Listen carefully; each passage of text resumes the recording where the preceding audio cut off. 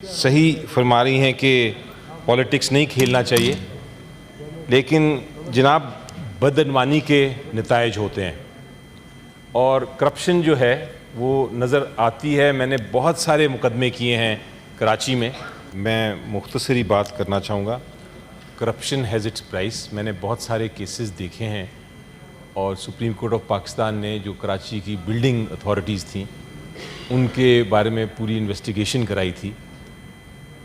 हो ये रहा है कराची में, और बल्कि ना सिर्फ कराची शहर में बल्कि पूरे पाकिस्तान का ये मसला है कि बिल्डिंग बायलॉज और जो कवानीन हैं वो सिर्फ कागज़ पे रह जाते हैं।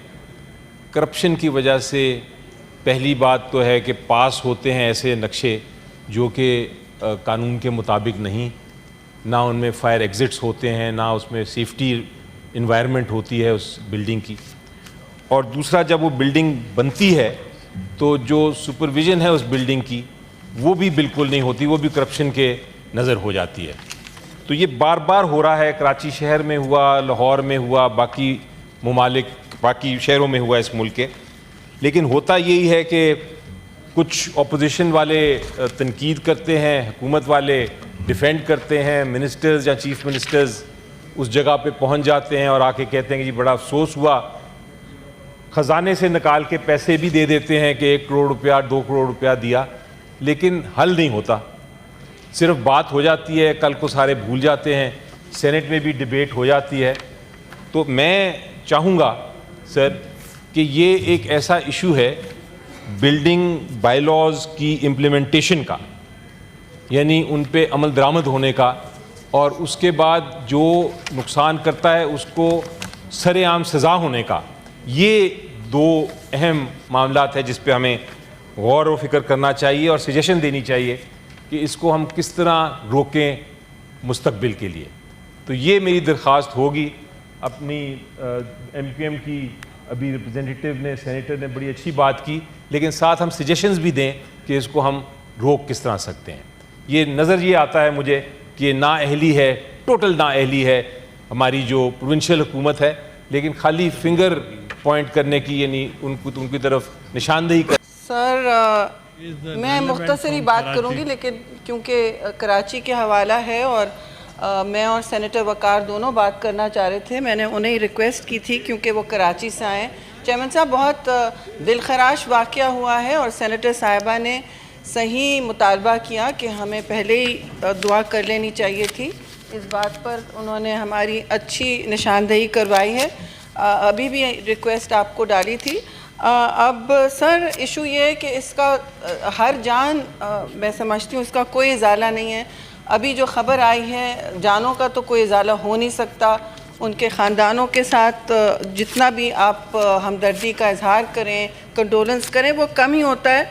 और वहाँ सिंध में मैं ज़रा मुतला कर दूँ कि जो हमारी सबसे रीसेंट रिपोर्ट्स आई, पूरी सिंध गवर्नमेंट मुतहर्रिक है। CM वहाँ 15 मिनट में पहुँचे हैं, पूरी सिंध हुकूमत वहाँ पहुँची है।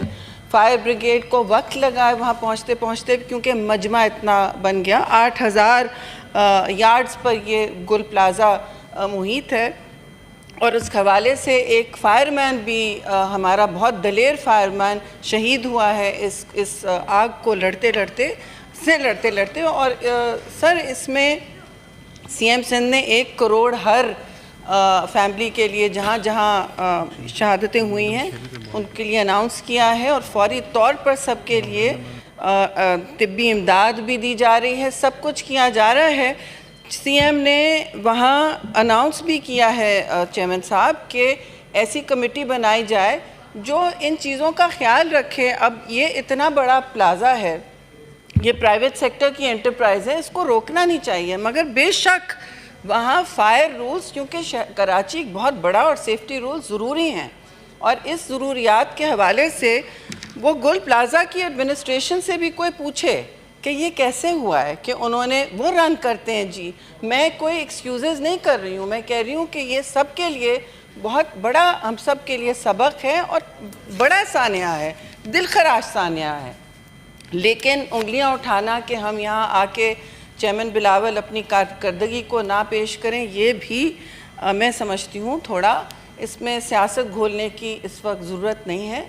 मैं इस पर सियासत नहीं खेलूँगी।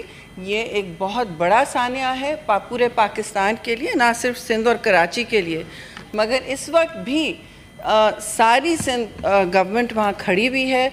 मैं तो समझूँ, और ताजरों को जितनी वहाँ एडमिनिस्ट्रेशन है उनकी जो चला रही थी, इन दुकानों को, इस प्लाजे को, इसकी एडमिनिस्ट्रेशन को, सबको उन्होंने कमेटी में आगे इसकी सेफ्टी और इसका रीबिल्डिंग के लिए और इसके जो कॉम्पेंसेशंस हैं उसके लिए सबको इंक्लूड किया है चेयरमैन साहब। और कोई भी इसमें अगर इमदाद फराहम करना पाए, MQM भी वहाँ साथ ही बैठी हैं, तो उनका भी ज़रूर हक़ बनता है और ज़िम्मेदारी भी बनती है। जिसका हक़ बनता है उसकी ज़िम्मेदारी भी बनती है कि आके वहाँ अपने इस वक्त जो भी इस वक्त हेल्प दरामद हो सकती है वो करें। लेकिन अफसोस से मैं कहूँगी फिर हर चीज़ में सियासत आ जाती है, हर चीज़ में बुरा लग जाता है। सिंध में हैं इस वक्त दुनिया के सबसे बेहतरीन अस्पताल हैं सिंध में, ये वक्त नहीं है बार बार ये मुझे कहने का, लेकिन सारा मुल्क वहाँ आ रहा है जैसे चेयरमैन बिलावल ने कहा, और सिर्फ 50% वहाँ सिंध के लोग इलाज पा रहे हैं। हमारे दरवाजे खुले हैं तनकीद के लिए भी और इमदाद के लिए भी और रिसोर्सेज के लिए भी। मैं इस वक्त नहीं शुरू होना चाहती कि कराची के वसाइल के साथ क्या हो रहा है। मैं अपने फाजिल सेनेटर जो अभी कराची से आ रहे हैं, क्योंकि मैं यहाँ थी, उनको भी आपके इजाज़त से ज़रूर मौका दिलवाना चाहूँगी, लेकिन मेरा हक़ बनता था जी कि, और ज़िम्मेदारी भी, कि मैं इस पर बिल्कुल ना सिर्फ इजहार अफसोस करूं, मगर पूरी हाउस की तरफ से मैं समझती हूँ इजहार अफसोस। सरमद अली साहब। आउज़ुबिल्लाहिमिनश्शैतानिर्रजीम, बिस्मिल्लाहिर्रहमानिर्रहीम। मैडम, इससे पहले मैं अपनी बात करूं, मैं एक चीज़ याद करा दूं मैडम कि आज तकरीबन 3.5 महीने हो चुके हैं इमरान खान साहब को कैद तन्हाई में। मैं उस जेल की बात नहीं कर रहा, उसको 2.5 साल हो चुके हैं, लेकिन इमरान खान साहब से उनकी फैमिली और वकला की मुलाकात को तकरीबन 3.5 महीने हो चुके हैं। मैडम, बावर ये कराना है कि वक्त गुजर जाएगा, ये यादें रह जाएंगी, और ये 3.5 महीने की जो घड़ी चल रही है ये इंशाल्लाह हमारे सीने में, हमारे दिलों पे लिखी जा रही है। अल्लाह न करे वो वक्त आए जब ये 3.5 महीने हमें उस वक्त याद रहें। पर निज़ाम को ये याद रखना चाहिए कि सीने में हमारे ये चीज़ जो है ना, ज़ख़म अभी तक हमें याद है।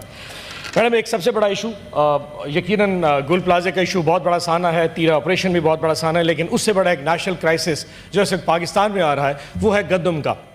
मैंने आज से तकरीबन कोई 10 महीने पहले मार्च 2025 में एक तकरीर की थी, और उस वक्त मैंने हुकूमत पंजाब पे तनकीद की थी कि आप इस वक्त गंदम परचेज़ नहीं कर रहे पंजाब के किसानों से, इसकी वजह से क्राइसिस आएगा। और हुआ ये कि अप्रैल में जिस वक्त गंदम आई थी उस वक्त हुकूमत पंजाब ने गंदम लेने से इनकार कर दिया, और उस वक्त के जो किसान हैं उन्होंने गंदम 2000 रुपये मन के हिसाब से गंदम अपनी बेच थी। पूरा पंजाब का किसान बर्बाद गया, लुट गया, लेकिन हुकूमत पंजाब ने एक बोरी गंदम की नहीं परचेज़ की, और उसका आज नुकसान क्या। लेकिन उसके साथ अल्टरनेटिव क्या किया, इन्होंने प्राइवेट इन्वेस्टर्स को अलाउ कर दिया कि आप गंदम स्टॉक कर दें। सो गवर्नमेंट गंदम स्टॉक नहीं करेगी, प्राइवेट इन्वेस्टर्स स्टॉक करेंगे फ्लोर मिलों के अलावा। उनको बैंक से लिमिट्स भी दे दी, और मेजॉरिटी जो लोग प्राइवेट इन्वेस्टर्स थे वो हुकूमती बेंच पे जो बैठे लोग हैं इनके रिश्तेदार थे, इनको अलाउ कर दिया, और इन्होंने कम अज़ कम हुकूमत पंजाब से 2 गुना ज़्यादा गंदम स्टॉक कर दी। मैडम, उसका नुकसान, मैडम स्पीकर, आज क्या मेरे चेयरमैन साहिबा, वो नुकसान क्या हुआ, आज 1 जनवरी 2026 को इस वक्त पंजाब में गंदम का रेट 5000 रुपया मन हो चुका है। यानी कि किसान को 2000 रुपये मन मिले थे, लेकिन जिस इन्वेस्टर ने, इस गवर्नमेंट के जो मंजूर नजर अफराद थे जिन्होंने गंदम स्टॉक की थी, आज 5000 रुपये मन के हिसाब से गंदम बेच रहे हैं।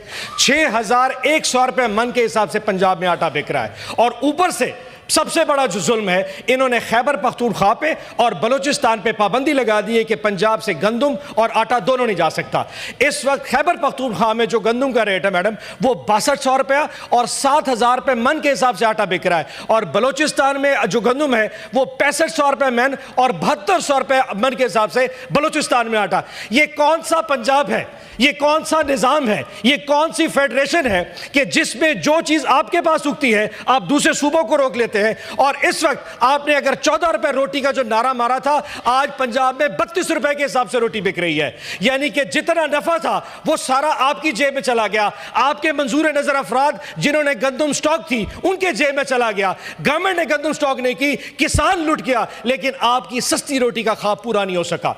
इस वक्त सबसे बड़ा क्राइसिस पंजाब में है कि गंदम अवेलेबल नहीं है, आटा नहीं मिल रहा, दुकानों पे बहुत शॉर्टेज हो चुकी है। आप 100 सफाइयां कर लें, साफ सुथरा पंजाब कर लें, आप CTD से बंदे मरवा लें, आप तजावजात के नाम पे लोगों के घरों छीलें, उनकी दुकानें गिरा दें, उनसे लोगों का पेट नहीं भर सकता। पंजाब की अवाम, खैबर पख्तूनख्वा की अवाम, बलोचिस्तान की अवाम झोलियां उठा के आज गवर्नमेंट ऑफ पंजाब को बद्दुआएं कर रही है। और यकीन जानिए इसका सबसे बड़ा नुकसान हो क्या होगा, आपकी पॉलिसी की वजह से पंजाब में लोगों ने इस वक्त गंदम काश्त नहीं की।